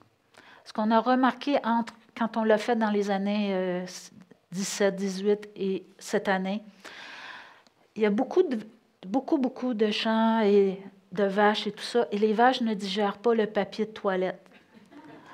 Et ils en meurent. Ça bloque l'estomac. Alors, il y a eu beaucoup de pression par rapport aux cultivateurs parce que les jeunes bivouaquent, les adultes comme nous autres, on faisait nos besoins d'un champ, d'un bois, et ça causait des problèmes. Alors, la majorité des municipalités maintenant ont fait des toilettes publiques. Ils ont fait des abris parce que ceux qui couchent dehors, les jeunes couchaient beaucoup dehors. Puis ce qu'ils faisaient, ils couchaient près d'un camping, sautaient par-dessus la clôture, ils allaient prendre leur douche là, ou ils couchaient sur le terrain des gens le soir quand il faisait noir. Fait que les gens, le lendemain matin, se réveillaient avec une tente sur leur terrain. Alors, c'est un abri comme ça. Il y avait une grande table, il y a souvent des grands bancs. Là, il y avait des banquettes comme chaises longues. Des fois, ils vont mettre même des coussins. Alors, il y a beaucoup, beaucoup de places comme ça, d'abris tout partout pour ceux qui veulent coucher dehors. Et ben, il y a des toilettes avec un point d'eau. Fait que pour l'eau, là, le chemin du Puy-en-Velay, pas de problème. La même chose qu'Amino Française, mais Puy-en-Velay, vraiment service là, pour toilettes et eau. Quand tu marches toute la journée, on ne veut pas arrêter dans un bar à toutes les heures s'acheter un café pour pouvoir aller aux toilettes. Fait que moi, j'ai trouvé ça agréable, cette pensée-là qu'ils ont. Je prends le temps de marcher dans les petites ruelles, voir toute l'architecture de ces endroits-là, en profiter. Espalion. Espalion, c'est une petite ville avec tous les commerces là, que vous pouvez avoir. C'est tout près. Juste ce côté à gauche, là, vous avez tous les commerces, si vous avez besoin de quoi que ce soit. Estaing, très belle ville. Ce château-là, un des présidents de la République de France, c'était déjà propriétaire. La première année, le chemin ne passe pas par la ville, il passe ce côté-ci de la rivière, puis il continue. On s'était fixé une grande étape, fait que pas le temps d'arrêter. J'ai toujours regretté, fait que cette année, on a pris le temps de rentrer, j'ai pris le temps de visiter la ville. Cette petite ville-là, c'est encore des beaux bâtiments à voir, puis tout ça. Alors, on continue. En s'en allant vers Conques, on voit.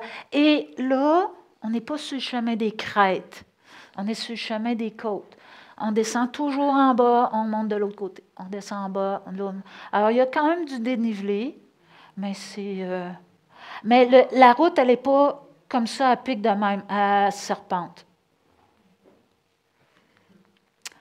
L'entrée à Saint-Côme, pas Saint-Côme, excusez, à Conques. Conques est un village médiéval au patrimoine, donc il peut être que rénové comme à l'époque. La première année qu'on a fait le chemin, moi, on s'est promené pendant 2-3 heures dans les ruelles de Conques. Je pense qu'on a pris 50 photos, c'était beau partout. Au matin, on est parti très tôt, là, il faisait encore noir. Et là ça descend vers la rivière. Puis après, ça monte à pic de l'autre bord. ben à pic. Et ça monte encore. Mais après, la vue qu'on a. Et puis quand on monte, on voit de loin, de haut, la ville de Conques. Et là, c'est là que je vous dis, c'est le chemin des crêtes que nous, on a pris. Alors... c'est ça, la plupart du temps, tu as une vision à 360 degrés. Fait que ça, c'est entre Conques et Livignac, le chemin des crêtes, qui était l'ancien GR. Au lieu de descendre à gauche vers Decazéville, qui est en bas des montagnes. Fessel, qu'on passe, c'est très beau aussi à Fessel. Et ça, c'est Cajac. Ce soir-là, on a eu un orage, mais terrible, mais on était en dedans. Par contre, ça a dévasté les campings, beaucoup de dommages. Et le lendemain, on était à Figeac, même orage. Ça frappait vraiment fort. Et plus loin, Moissac, et les 50 km suivants, c'est là que l'orage a été le plus dur. Et le GR a été fermé cette année-là, cette section-là, parce que tout était à terre, les poteaux électriques, les fils électriques, les arbres étaient à terre, les champs de blé complètement au sol. Mais on a passé pareil.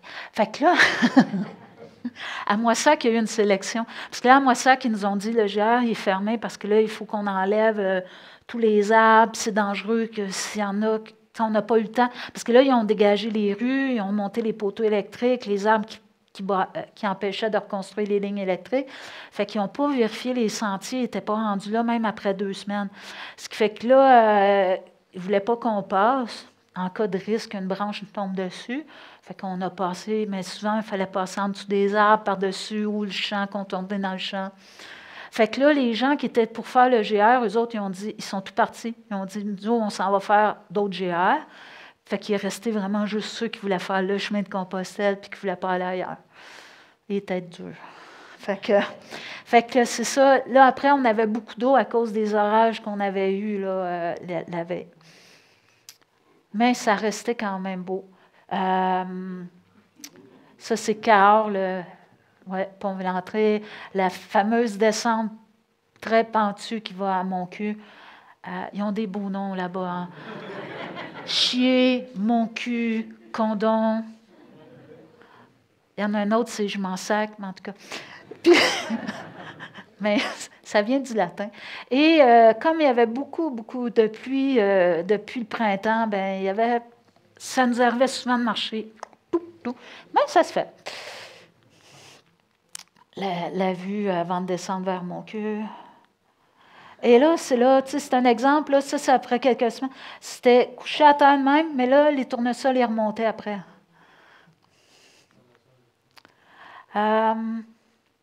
Castelnau, qui est là. Le chemin, le chemin, il fait un contour comme ça, ici de même. Il évite Castelnau.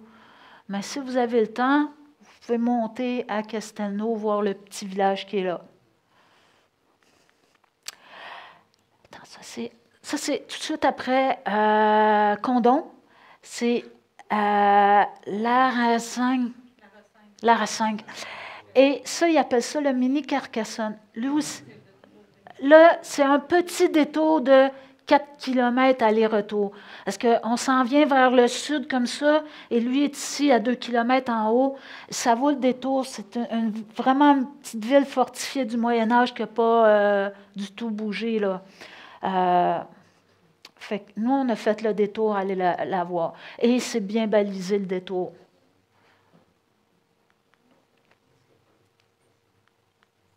Alors, c'est ça, là, on arrive, mais il y a des bouts de chemin, même des fois, les gens nous disaient, là, vous ne pouvez pas passer, là, il y a trop d'arbres, tout ça, passez par tel rang en place. On fait l'affaire des tours. Puis ça, des fois, on passait par le champ à côté du bois. Ça, c'est un exemple, on n'est pas allé, là, mais regardez, souvent, il y a ça en France, là. Des gens qui sont en campagne, ils vont mettre un frigidaire avec des boissons froides, ils vont mettre des distributrices, ils vont mettre des paniers avec des fruits, tout ça, puis ils vont dire donativo. Alors, ici, on avait une petite place même couverte avec une table de pique-nique. Et puis, regardez le gîte. C'est pas beau. Là, on n'est pas allé là. On a été au suivant, que je n'ai pas pris de photo, qui est, elle, en pleine campagne. C'est une vieille église qui a été rénovée en gîte, mais tout en boiserie, hyper grand. C'est pas le gîte, l'église, c'est le presbytère. Ce qui fait que, tu sais, des fois, de sortir des villes, d'aller dans les gîtes en campagne. Là, après, c'est un peu plus plat, c'est beaucoup des champs. Nous, la première année, on l'a fait à fin août. Il faisait dans 40 quelques. C'est la seule place où on a vraiment eu chaud. Le blé d'Inde était haut, ce qui fait qu'on n'avait pas de brise sur nous autres. Ça faisait comme une fournaise. Ça se fait l'été quand il fait chaud. On l'a toujours fait. Il s'agit juste de s'adapter à la chaleur, c'est-à-dire de vivre avec, partir plus tôt le matin, marcher surtout l'avant-midi. L'après-midi, moi, j'ai toujours une bouteille d'eau, à part mon eau pour boire beaucoup. Mais à part ma bouteille d'eau pour boire, j'ai une autre bouteille d'eau qui est plus facile. Je m'arrose. On s'arrête souvent à l'ombre d'un arbre. On va s'arroser un peu avec l'ombre, puis tout ça, ça rafraîchit. Fait qu'on n'a jamais eu de coup de chaleur, mais il faut, s'il fait chaud, on marche en fonction de la chaleur. Vraiment, mettre moins de kilomètres l'après-midi. Des fois, on faisait 2 kilomètres à l'heure au lieu d'en faire 4-5. Puis, on prend le temps de se rafraîchir. Avant Pimbo, qui est en haut, qui est un autre petit village. Et je veux dire, on fait du kilométrage sans s'en rendre compte. Vraiment, c'est là qu'on s'épate parce que là, ici, là, il est 1h de l'après-midi, puis on s'en va à une autre ville, je suis incapable de retenir le nom. Arsnac, c'est ça. Il est là. Puis on va traverser tout ça dans l'après-midi. C'est vraiment... tu marches un pas en avant de l'autre. Ici, là, au Québec, un samedi, là, parce que moi, je travaille encore à temps plein, un samedi, là, je ne marcherai pas ça. Là, je marchais le double de ça à tous les jours. Parce qu'il y a juste ça à faire. On vit au jour le jour. Et on a juste ça à marcher et à apprécier ce qu'on voit, ce qui fait que finalement, les kilomètres, ils se font bien, puis tout ça. Ce que je ne serais pas capable parce que après 5, 10, 6 kilomètres, 10 kilomètres, je fais, là, il faudrait que j'aille à la maison, j'ai d'autres choses à faire, il faudrait que j'appelle il faudrait que je fasse l'épicerie, le ménage. On est toujours pris dans toutes nos obligations ici que faire des kilomètres, c'est plus difficile que là-bas. La sortie de Navarinx, qui est une ville encore, il y a toutes les fortifications autour, des maisons dans cette région-là. La France, là, 70-100 km, on change de pays. L'architecture change, le paysage change, la nourriture change, même l'accent des gens change, la culture, l'histoire. Ce qui fait qu'on est toujours dans du nouveau. Et là, on s'en va vers le Pays basque où les maisons vont être blanches.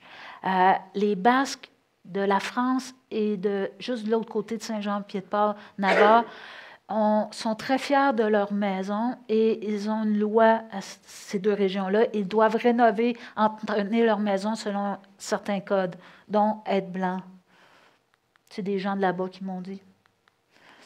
Alors, on commence à voir les Pyrénées au fond, là, on s'en va. Ça, c'est nos deux grands chums. Lui, c'est un Suisse qui parle qu'anglais. Bien, Suisse et anglais. Pas Suisse, excusez, un Suédois qui parle aussi anglais. Et qu'une journée, il faisait très chaud, on était fatigués un peu en après-midi. Fait que là, j'ai mis YouTube, puis on a mis une chanson en français. Fait que lui, il nous croise, puis il se met à chanter « La mer ». C'est les deux seuls mots en français qu'il connaît.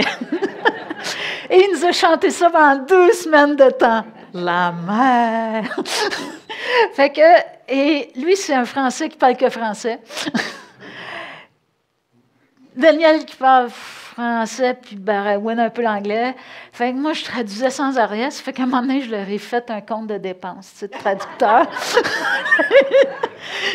Parce que ça, c'est 2 joyeux lurons qui faisaient qu'une blague après l'autre. Mais lui, il faisait en anglais, il était plié en 2. Là, il fallait que je le traduise pour l'autre. Tu sais. Là, il était plié en 2, qui répondait à une autre blague, je retraduisais de l'autre bord. Fait qu'on marchait comme ça. Ostaba, la vue de notre gîte. Alors là, on est vraiment les débuts des Pyrénées ici. Alors, Maison Blanche, on est au Pays basque. Pays basque, c'est merveilleux. Aussi, si vous pouvez prendre le temps, ici au-dessus des portes, il y a l'année qu'ils l'ont construit, c'est toujours remis de père en fils la maison. Alors, ils ont leur nom de famille là, ils vont avoir des insignes décrits. Et là, on est à Saint-Jean-Pied-de-Port. Nous, on est chanceux. À chaque année qu'on traverse les Pyrénées, il fait cette température-là. Avec Saint-Jean-Pied-de-Port, il y a un accueil pèlerin qui est là, ce qui fait que vous allez pouvoir avoir l'information pour après ça entreprendre le Camino français en Espagne ou avoir le train pour pouvoir revenir chez vous. Il y en a qui vont faire juste l'étape, il y a un autobus une fois par jour qui peut vous ramener. Fait que si vous voulez traverser les Pyrénées, aller à Roncevaux, vous pouvez prendre l'autobus puis revenir après ça à Saint-Jean-Pied-de-Port en autobus. Et c'est la sortie, la porte de sortie. Il y a une porte pour l'entrée aussi. Et ça, c'est la ville de l'autre côté, là, avant de commencer à monter. OK, vive. Là, je vous ai montré, bon, comment il faut se préparer. C'est important parce que si vous ne savez pas, vous arrivez de même, vous allez peut-être mal vivre votre expérience. Les paysages, ça fait partie de notre quotidien, mais une fois qu'on est sur le chemin, on vit quelque chose. Moi, je voulais vous partager, c'est tellement intense, c'est pour ça qu'après ça, on a le goût de retourner année après année, parce que ça vient nous chercher énormément. Bon, pourquoi Bouddha? C'est l'année passée, il y a quelqu'un qui m'a remis un petit livre dans une église. Il faisait 45, on s'était arrêté dans une église pour dîner à Londres, puis tout ça. Et le gars qui s'occupait de l'église distribuait des livres de bouddhisme. Mais juste lire la première page, parce que c'est vraiment, ça résume notre vécu de nous autres cette année qui a été intense jour après jour. Ça dit, notre vraie demeure est le maintenant. Vivre dans l'instant présent est un miracle. Le miracle n'est pas de marcher sur l'eau, le miracle est de marcher sur la terre verte en ce moment, d'apprécier la paix et la beauté qui nous entourent maintenant. La paix est tout autour de nous, dans le monde, dans la nature et en nous, dans notre corps et nos esprits. Le simple fait d'apprendre à toucher cette paix nous guérit et nous transforme.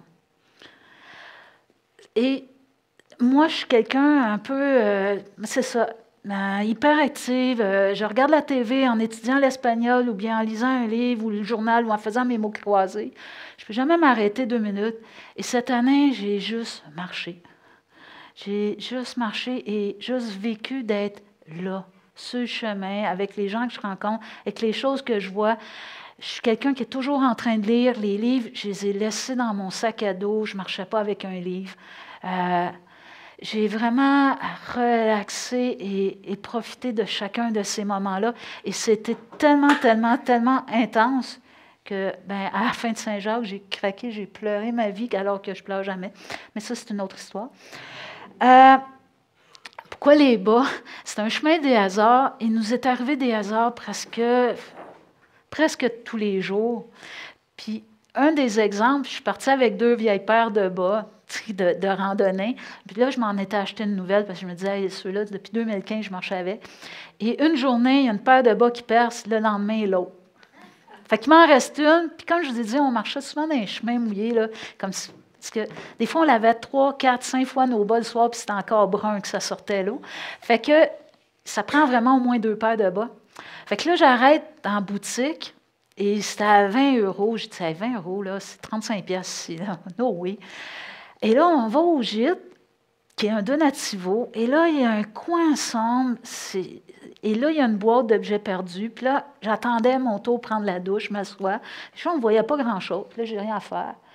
Puis je regarde dans la boîte, tu sais, j'ai rien à faire. Et dessus, il y a une paire de bas à ma taille. 9 de randonnée. Mais c'est des choses comme ça. On a vécu régulièrement. En tout cas, je pourrais vous en raconter. Quand je suis revenue, je n'ai trop vécu que je me suis mis à les écrire. Je n'ai pas juste écrit ça, j'ai écrit aussi des petites choses, mais juste me rappeler, parce que c'est incroyable. C'est peut-être, dans notre vie, ça nous arrive peut-être tout le temps, ça. Peut-être que sur le chemin, tu as plus le temps de réaliser que souvent, tes besoins, ça nous arrive. Tu as une question, la personne est là pour y répondre. J'ai vu ça dans un gîte aussi, la différence entre pèlerin et touriste.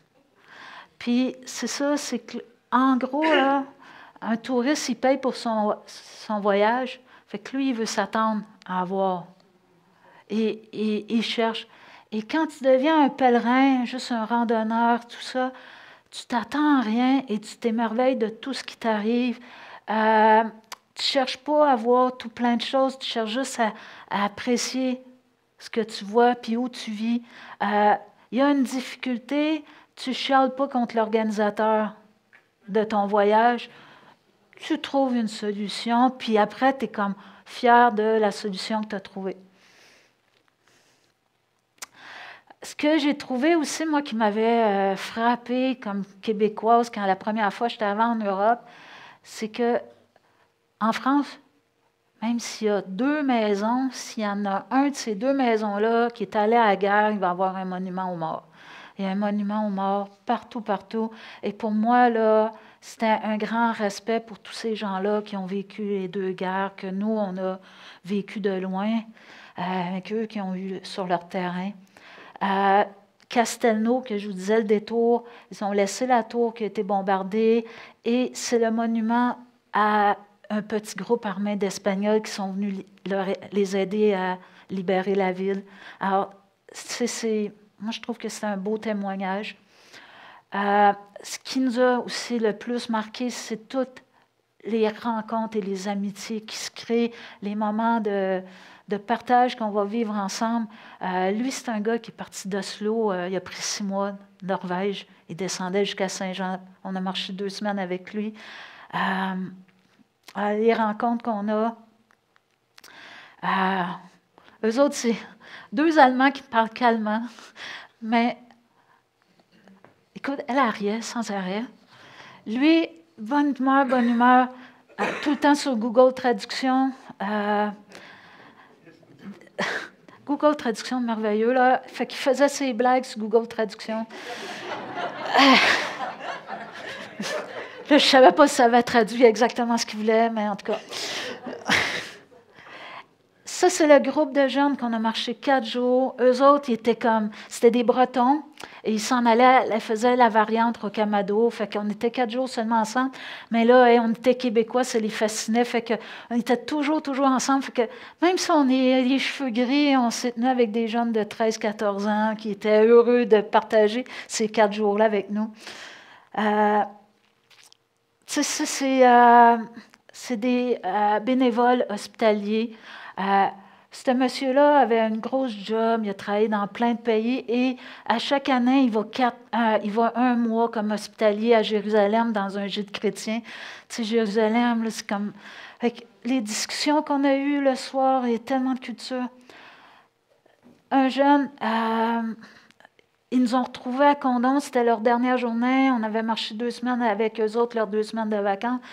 On n'a pas le même âge, mais se crée des liens. On s'écrit continuellement là, sur Internet. On est resté en contact. Puis quand on s'est revus, il était tout content. Il faut qu'on mange ensemble. Tellement content de vous revoir. Super, on vous voit avant de partir, notre dernière journée. C'est des beaux liens. C'est un couple de notre âge. Fait que c'était drôle. Eux autres, ils gardent leurs enfants. Ils viennent d'Alsace. Dans ce coin-là, le mercredi, il n'y a pas d'école. Fait qu'ils gardent leurs petits-enfants. Puis elle avait fait son potager, puis elle a dit, hey, on prend une vacance. Fait qu'elle avait dit à leur gars, arrangez-vous, mercredi, on part 1 semaine. Puis ils sont 1 semaine sur le chemin. Ils rappellent, on n'est pas là la semaine prochaine. Là, ils rappellent, puis leur disent, on n'est pas là les 3 prochaines semaines, on se rend jusqu'à ça. Ouais, elle a dit, bon, je prendrai mon potager comme il sera rendu. C'est ça, c'est un autre après-midi qui faisait chaud. Fait qu'on prenait le temps. J'ai bu 2 eaux Perrier froides pour me rafraîchir, tu sais, puis tout ça. Mais on prend le temps de se réhydrater. Puis ça, c'était juste avant d'arriver à Cahors. Ça, c'était en Espagne. Tu sais, une petite église, il y avait 2 sœurs qui étaient là. Puis bon, on prend notre temps. On avait notre temps. Commence à jaser. On a jasé, je pense, 1 heure de temps. Puis là, un moment donné, il nous sort un cahier, puis elle dit, ça, tu m'as dit, je veux que tu écrives ça, je veux lire ça à notre congrégation ce soir. Puis après, ils nous ont donné la bénédiction. C'est des petits moments. Ça, c'est un donativo à côté.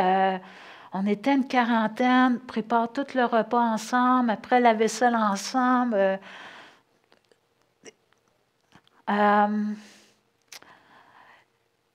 Lui, en tout cas, c'est des histoires rapides, mais lui, c'est un gars qui avait une grosse job, mais il détestait son emploi. Il avait une blonde depuis 8 ans, mais il n'était pas en amour avec, mais c'était une fille qui était gentille, fait qu'il ne voulait pas y faire de la peine. Et cette année, il a décidé, non. Regarde, et là, tout le monde dans sa famille était contre lui en disant, tu quittes un bon emploi, mais c'est pas ça. Et alors là, on le voit, c'est à son travail. Fait que, et là, il s'est inscrit à l'université et quand on était à Caja, il nous dit, j'ai la réponse, je suis accepté à l'université, vous venez souper avec moi. Et au souper, il a dit, là, c'est clair, je repars une autre vie, mais tout le monde est contre moi. Puis, on a partagé des choses qui semblables un peu. Et c'était un souper où lui, il pleurait là, en disant, là, j'avance dans du nouveau, tu sais, après le chemin, je retourne chez nous et là, je vais leur dire que, tu sais, je ne retourne pas à mon travail, puis tout ça. Fait que on s'est connus 3 jours, puis le souper, on était dans des choses que tu ne vas jamais parler. Il y a des choses, j'ai parlé avec lui ce soir-là. Moi, ça fait 35 ans que je suis à la même place, je n'ai jamais parlé à mes collègues de travail. Et ce gars-là, le lendemain, on ne le voyait plus parce que lui, il partait pour 40 kilomètres. Il faisait après des grandes distances.